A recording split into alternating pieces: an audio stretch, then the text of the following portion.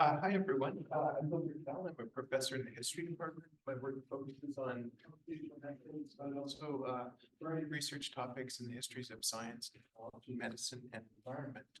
In my presentation today, I'm going to talk about some of these work that brings a complex adaptive systems approach to a large historical document collection.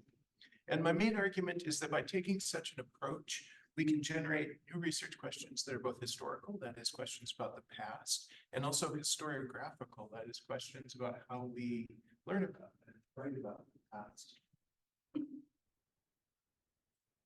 Okay, so the large document collection I'm talking about is the Old Bailey Proceedings. They're a published record of criminal trials held at London's Central Criminal Court between 1674 and 1913. There are almost 200,000 of these trials in total. They range in length from 8 words, that's the shortest trial, to over 155,000 words, that's the longest trial. So this disparity in trial lengths makes comparing the trials to one another a bit of a challenge sometimes.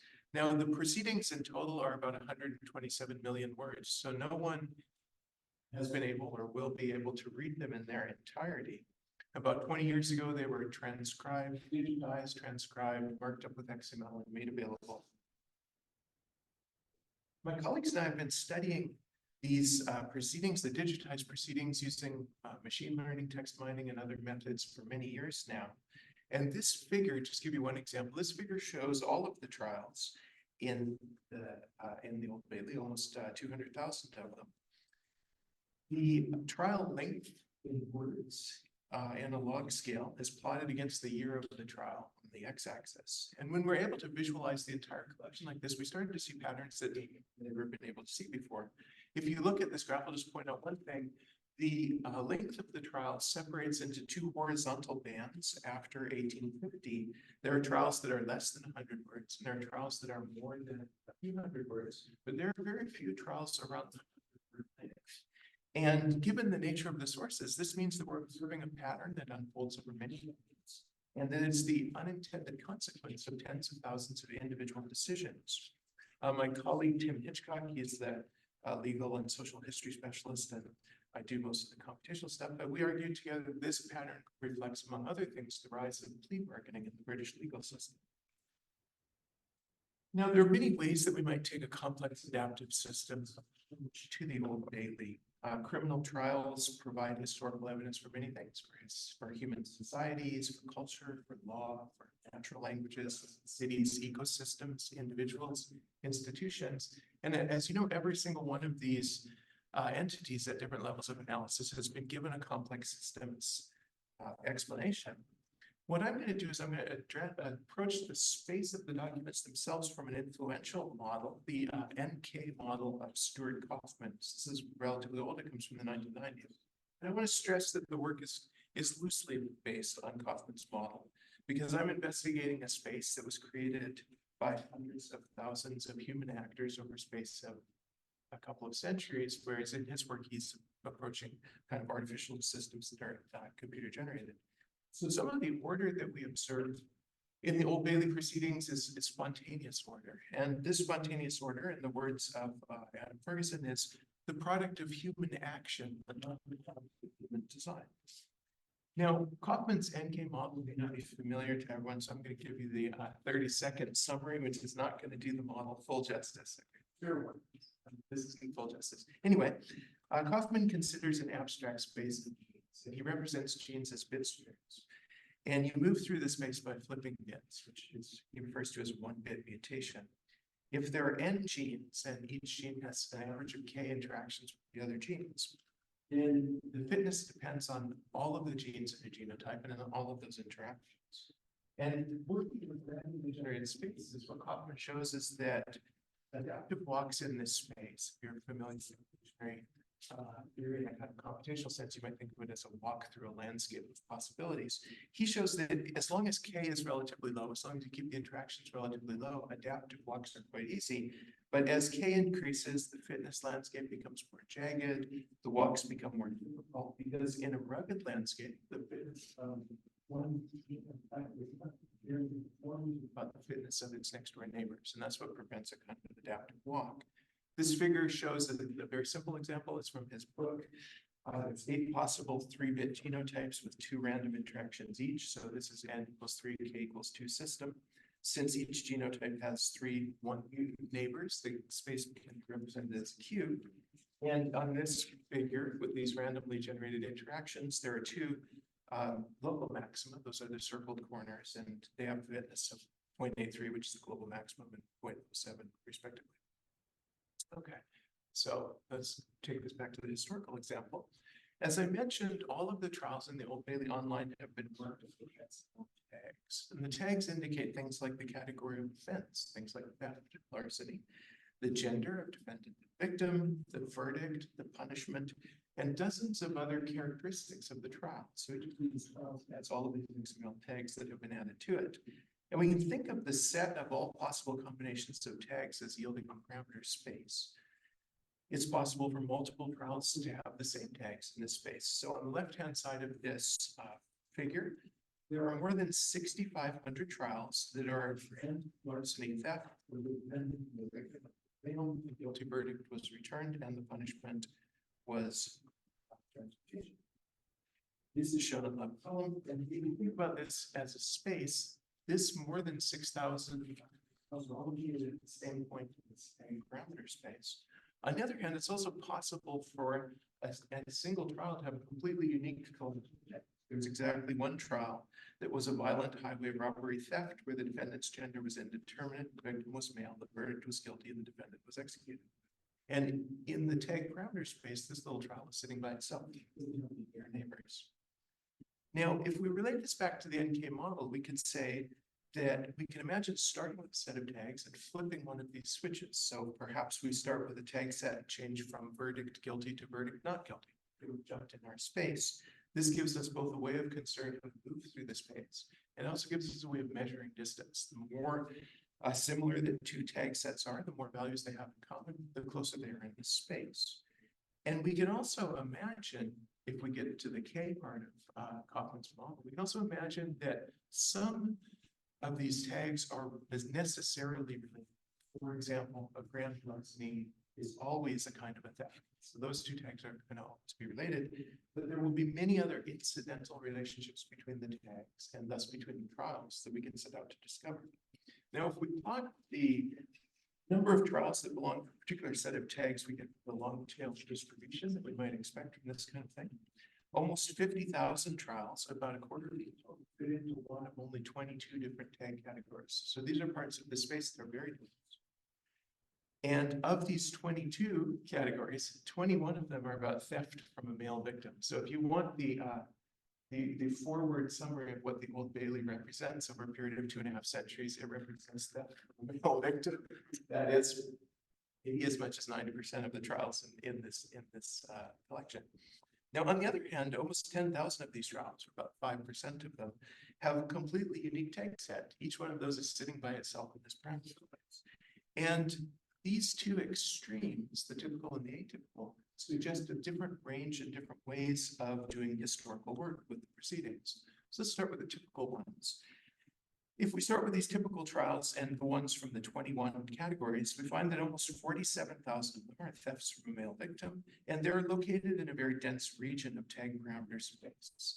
If you take the 8,000 trials where more than 8,000 trials where a male defendant was found guilty of grand larceny, that's right next to almost 5,000 trials where a male defendant was found not guilty. Historical questions in this part of the tag space will naturally into a domain of quantitative history. We statistically analyze things like the gender of defendant and victim, the different kinds of thefts, the changing patterns over time. This is the bread and butter of history. Because thefts are so prevalent in the proceedings, it's possible to do things like look and see what items were stolen. In the indictment, which is a kind of a formal part of the trial, if someone was accused of theft, they list the things that were stolen, they say how much they were worth at the time. Great resource for economic history, of course.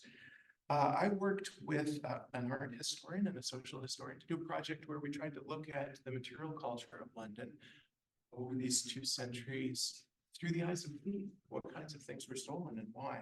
We eventually, there's so much there, we eventually settled on 4 categories: handkerchiefs, sheets, spoons, and watches. In each one of those cases, there was thousands of examples of this. So if we look at the sheets, we see a story of We see this with the Industrial Revolution. We see stories about changing textile manufacturing, fall of lead, the rise of cotton, so kinds of social history kind of things. If we look at the spoons are kind of a fun case. We find them differentiating of possibilities. I'll just list a few of them: marrow spoon, salt spoon, pap spoon, dessert spoon, gravy spoon. There's a couple of dozen different kinds of spoons, and they tell a story about the ways which tableware, like clothing, registers things like fashionability and refinement. Now, this trend in evolution of spoons culminates in the settings, the table settings of the Edwardian country houses, which were the sort of peak of sort of spoon differentiation. And if you need a mental image of that, you can think about practically any scene and down to the ambulance. Okay. If we dig into the other end, the long tail of the parameter space, we can look at these 10,000 trials that have a unique combination of tags. In this figure, I'm just plotting out the kinds of punishments that people received in these cases, in all of these cases. And even here, we find typical outcomes. So even in the atypical, we often find the typical. 1,500 of these defendants, for example, were sentenced to hard labor. Another 1,000 of them were sentenced to penal servitude. But there's also very atypical outcomes. So, for example, 4 defendants, only 4 of these unique cases that people were burned. Another 4 of them were chained. And historically speaking, when we start to look at the very unique thing like this, we enter into the domain of what's called microhistory, as practiced by people like Carlo Ginzburg.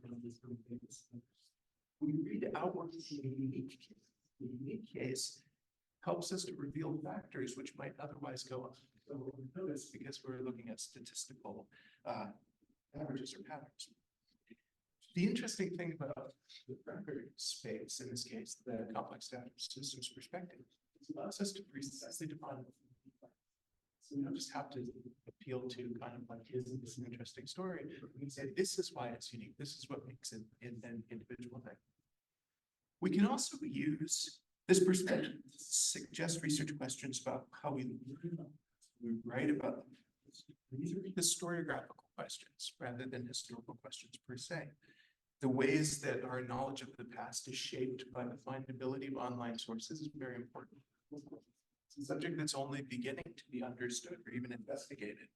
One example, my colleague Ian Milligan at Waterloo showed that when various Canadian newspapers were digitized and became keyword searchable, then they began to be cited far more frequently in Canadian history of these dissertations. What this figure shows is the tag sets of Old Bailey trials cited in one dissertation and one thesis. These are citations specifically from the site.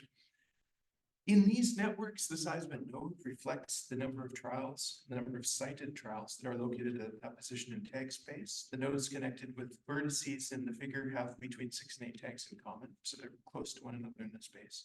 The singletons and the smaller disconnected networks that are shown in both figures are more distant. On the left is Rachel Griffin's 2015 history of 19th century detective policing. She did that here at Western. She cites 115 trials and 82 sets.